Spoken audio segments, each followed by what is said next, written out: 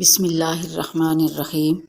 کبھی کبھی خاموشیاں، تنہائیاں، گہری سوچیں، یادیں اور گھر کا من پسند کونا بہترین دوست ثابت ہوتے ہیں۔ سمجھ اور وقت ایک ساتھ خوش قسمت لوگوں کو ملتے ہیں۔ اکثر وقت پہ سمجھ نہیں آتی اور جب سمجھ آتی ہے تو وقت نہیں ملتا۔ یہ دنیا ایک بازار ہے۔ عقل مند وہی ہے جو آخرت کے لیے سامان اکٹھا کرتے ہیں، وقتی لذتوں میں نہیں پڑتے۔ جب اللہ تعالیٰ کسی بندے سے دوستی کرنا چاہتا ہے تو اس کی زبان پر اپنا ذکر اور اس کے دل پر اپنی فکر کے دروازے کھول دیتا ہے۔ وہاں کبھی نہ بولو جہاں پتہ چل جائے کہ ہمارے کہے گئے قیمتی الفاظ اپنی قدر کھو دیں گے۔ انسان کو اس کے حالات سے زیادہ خیالات دل برداشتہ کرتے ہیں۔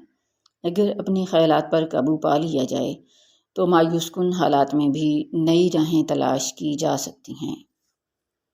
ہم لوگ نیک بننے سے زیادہ نیک کہلائے جانے میں دلچسپی رکھتے ہیں۔ مجھے یہ بات بہت اپیل کرتی ہے، مغرور بندہ اس پرندے کی طرح ہوتا ہے جو جتنا زیادہ اونچائی پر جاتا ہے لوگوں کی نظروں میں اتنا ہی چھوٹا ہوتا چلا جاتا ہے۔ گھٹیا ترین ہے وہ شخص جس کو حق اور سچ بات کا پتہ ہو پھر بھی وہ جھوٹ کا ساتھ دے۔ اگر آپ نے اللہ کے فیصلوں پر راضی ہونا سیکھ لیا تو آپ کی زندگی آسان ہو جائے گی۔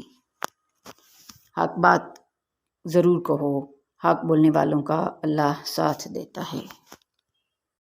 کسی کے ساتھ ناراض ہونے سے کہیں زیادہ بہتر ہے کہ اس شخص کی اہمیت اپنی زندگی میں کم کر دیں۔ زیادہ سوچنا زیادہ اذیت دیتا ہے، لہٰذا بہترین یہ ہے کہ آپ خود کو بہت زیادہ مصروف کر لیں۔